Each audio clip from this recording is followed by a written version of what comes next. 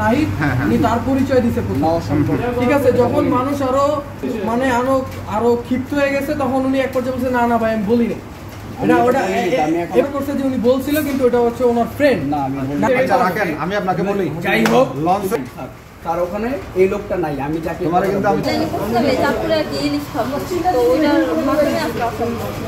অনেক দিনের প্ল্যান ছিল ভাইয়া, এই প্ল্যানে কি আসা কেন? তো ঢাকা বাসা কোন জায়গায়?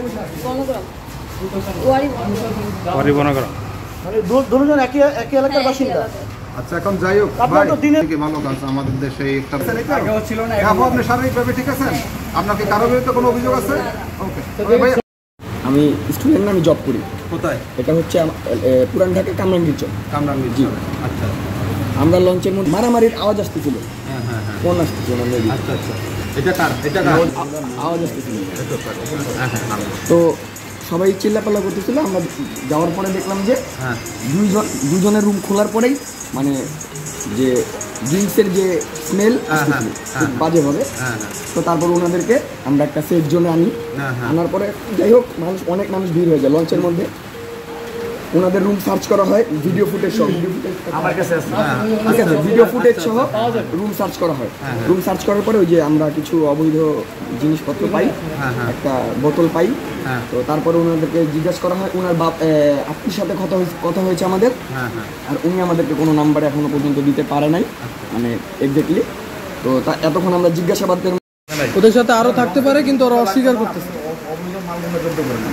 এখানে ওনাদেরকে আমরা করবো না, কেন করবো? ওনারা এখানে আপনার দেশের আইনের বাইরে কাজ করলে তো এদেরকে আর সুযোগ নেই, অবশ্যই, তাই না? এই জিনিসটা নাই। মালগুলো ভাই জব্দ করছে, মালগুলো কি কি মাল ভাই তো সবাই জানে। আপনার মালগুলো আপনি কি স্যার আপনি ওরা মুখেও বন্ধ আছে। কি নাম? আপনি এই পাশে আসেন একটু, এই পাশে আপনার কি নাম?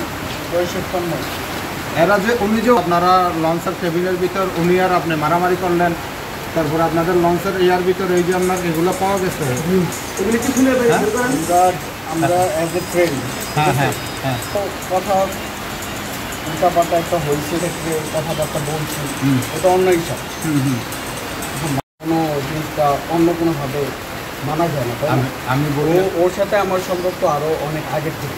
ও আমার বেস্ট ফ্রেন্ড হয়, ওকে আমি একটা ধাক্কা দিলাম, মারলাম, ঠিক আছে।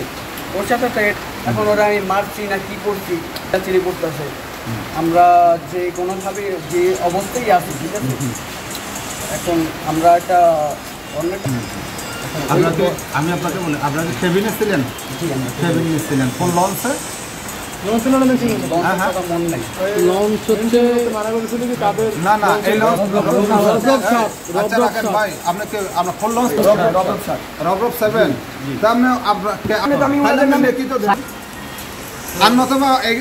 সুযোগ না থাকে আপনি আমাকে কি ভিডিও আকারে দিয়ে যেতে হবে? এটা একটা বিষয়। আপনার আমার এখানে কিন্তু দুটা বিষয় আমি সেট করছি। একটা এটা তোর ভাই কিচ্ছু করতে, বার্গেনিং করতে। একটা সময় পর উনি একটা ভাই করে জানি ভাইয়া আমরা যে কয়জন আছে আমরা এনে এক জায়গায় যাই ভিডিওতে।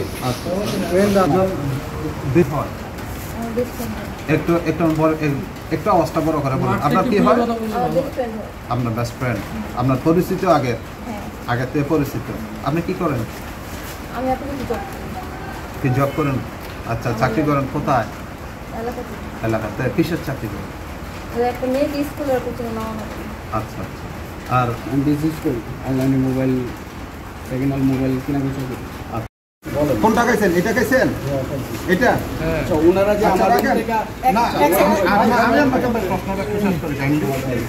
অবরোধ করছেন, এটা কোন আপনাকে? আমি কি অবরোধ করছি?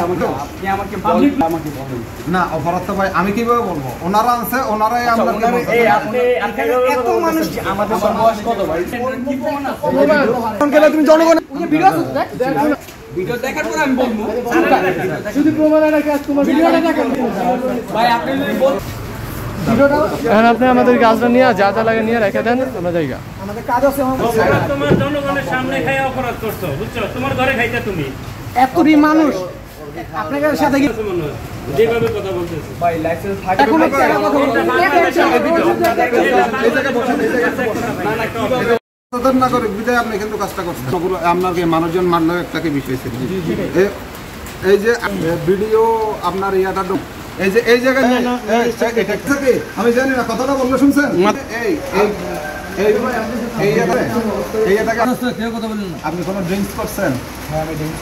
ড্রিঙ্কসটা কই ড্রিঙ্কস বলতে মদ খাইছেন এই তো তারা যে এই আপনার জায়গায় তো আনছে হ্যাঁ আমি জানি না তো আমার রুম থেকে আনছে ছাতা একজন জানতে আমি আপনার সাথে কথা বলতে দেখে ও আমাকে ধাক্কা দিয়ে রুমে যাইতে বলছে। তোমার খুব ভাই আচ্ছা শোনা নাই ভাই এখন আপনাকে বলি ভাই আপনার বিষয়টা আমি বলি ভিডিও ডকুমেন্টস নিয়ে যান আমাকে আপনার সহজ হবে না সুযোগ নাই আপনাকে বের করে কি দিবেন না এটা চাপা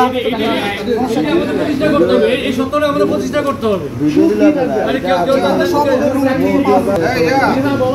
বিপ্লব ভাই জানান বিষয়টা